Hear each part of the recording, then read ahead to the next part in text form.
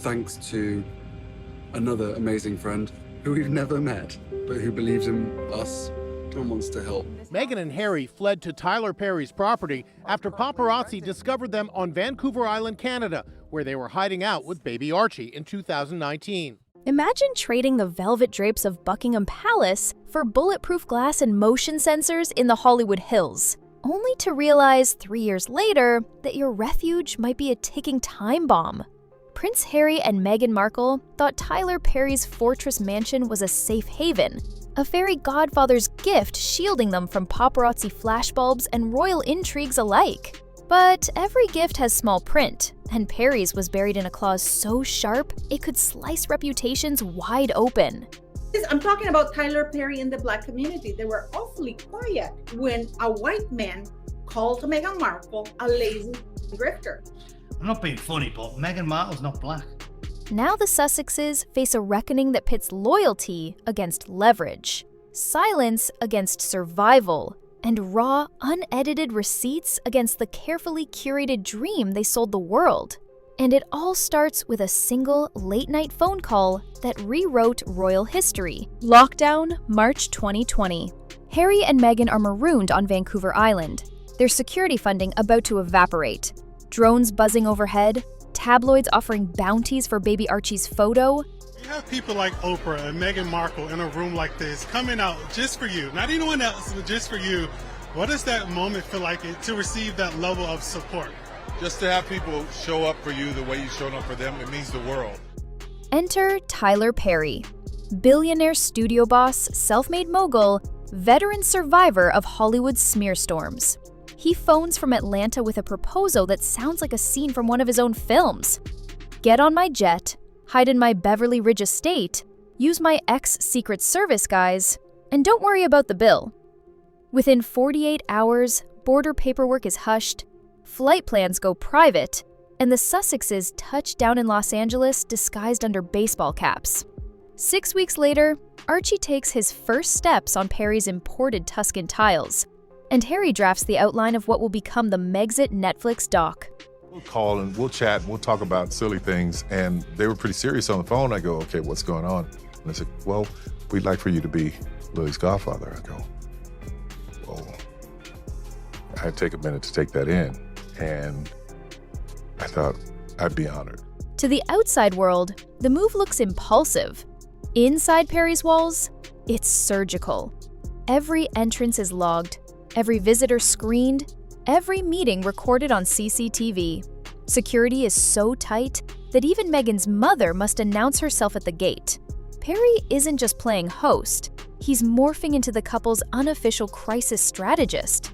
The man who says yes whenever a palisade says no. But fairy godfathers have conditions, and Perry's first came in the form of an airtight guest residency agreement, one nobody expected to matter until now. They said that you reached out to her and said, come, you can live in my home. Stay in my house. Yeah, it was a very difficult time for them. And what I know about the two of them, and I wish the world knew how much they love these two people love each other. They found each other out of all these odds against them finding each other, they found each other, and the love that they have. Flash forward to summer 2023.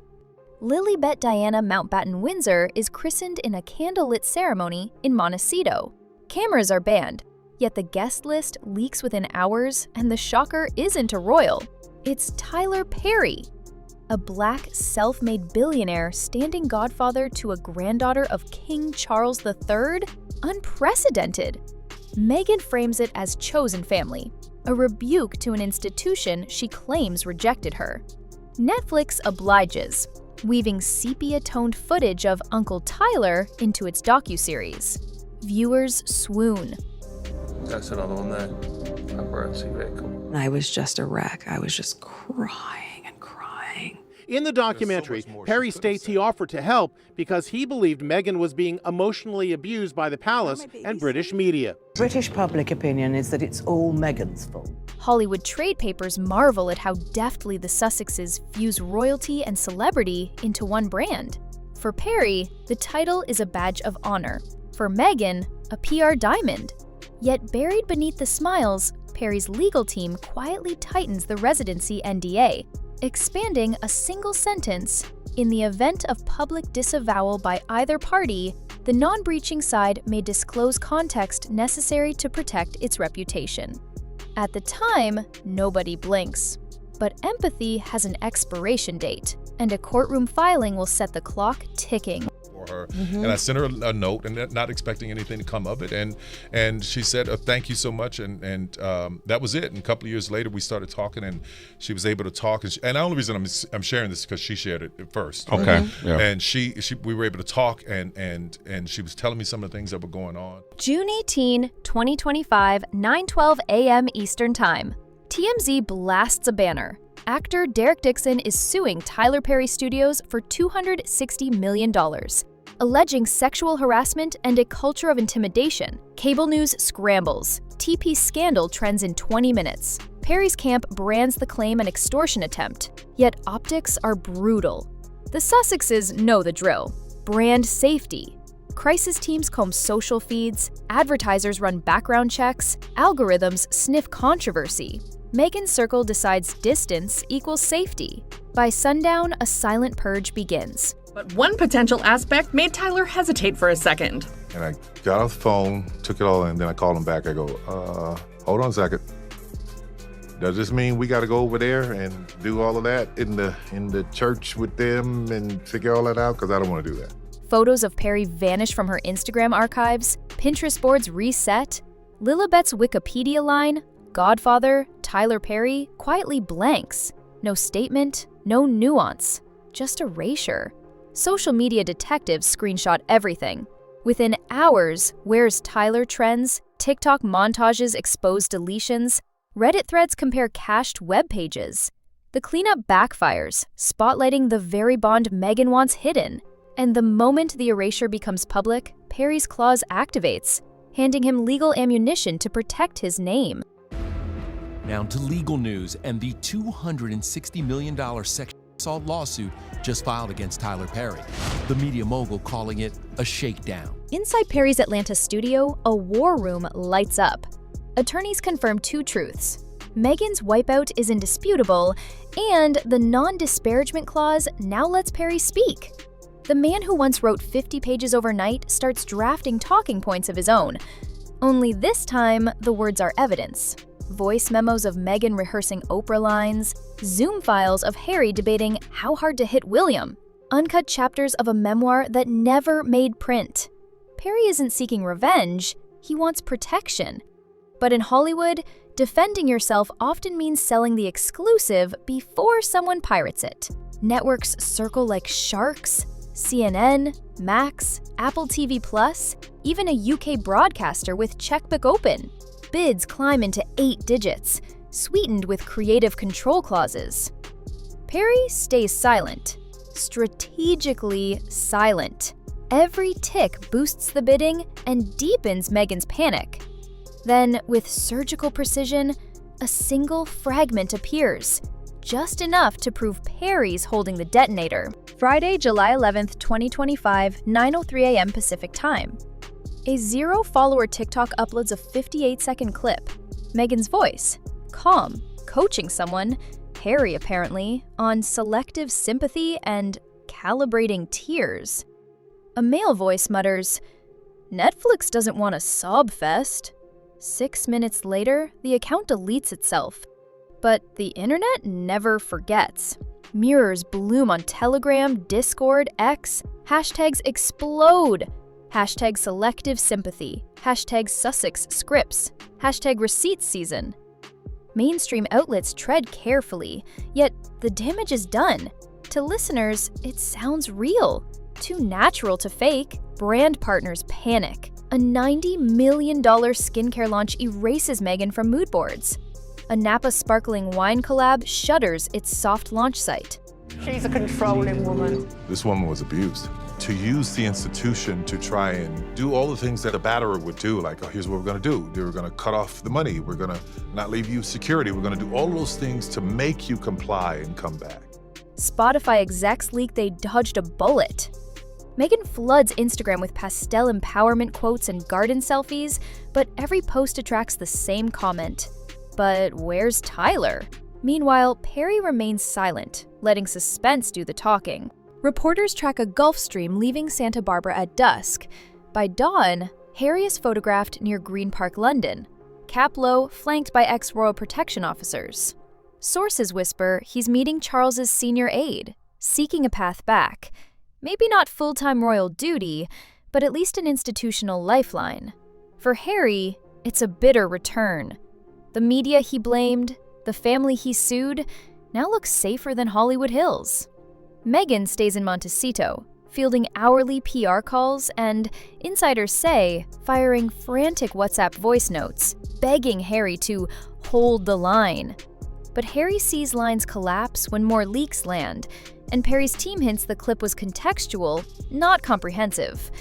Translation: there's more. Across the Atlantic, the palace practices its art of strategic silence, watching public opinion swing without a royal word. Inside Clarence House, aides who once feared Sussex grenades sip tea while headlines turn toxic for Meghan.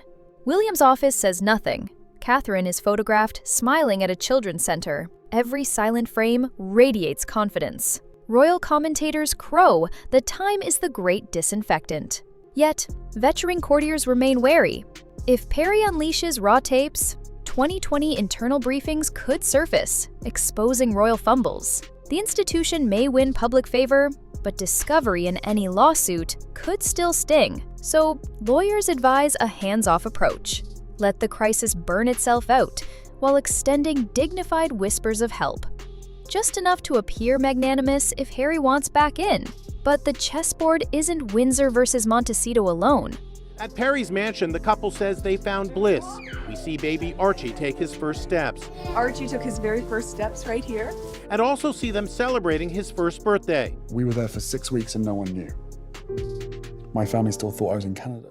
Atlanta still holds the Queen. Perry's empire spans 330 acres of former Confederate Army base, now housing a private runway and 12 sound stages. Overlooking Stage 3, he reviews binders labeled H&M Residency, Confidential. 17 hours of voice memos, CCTV pulls, Zoom transcripts. He didn't gather them for blackmail. He records everything. Scripts, rehearsals, table reads. Now that habit is leverage. Lawyers draft deposition strategies, agents juggle offers. One network proposes a 3-part doc titled Guardian Turned Witness. Another, a 2-hour live special hosted by Gayle King. Friends call Perry volcanic but pragmatic. If Meghan burns him, he'll rebuild in public. With receipts so meticulous, even deepfake sleuths will applaud. And one more wrinkle, Perry's new $800 million production deal hinges on a squeaky clean image. Silence can only protect that image for so long. So the countdown begins. Each day without comment raises both the stakes and the price. By July 30th, 2025, sentiment trackers show Meghan's positive score down 38% since the leak. Harry's flatlining. Perry's stable. Buoyed by sympathy tweets from actors he launched and civil rights leaders who view him as a cultural pillar. Gossip says Meghan's crisis counsel is weighing a mea culpa interview. Perhaps Oprah again, but producers balk unless Perry signs a non-release pact. He won't. Late August, rumors swirl of a second drop, this time video. Sponsors issue monitoring statements. Streamers prep emergency thumbnails to yank Sussex content. Royal aides quietly propose Harry attend Remembered Sunday solo, signaling a rebuilt bridge.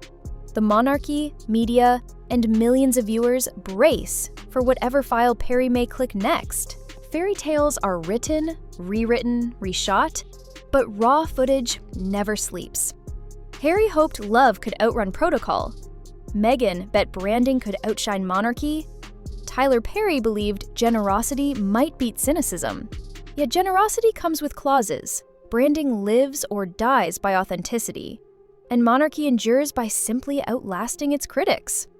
Now the world hangs on one question only Tyler Perry can answer. Will he press play? If he does, the Sussex saga rewinds, pauses, zooms in, until every tear, every strategy session, every whispered gripe is public property. And if he doesn't, the silence itself becomes a verdict, a void audiences will fill with speculation. Either way, receipts rule. So before the next notification pings, ask yourself, whose edit will you believe?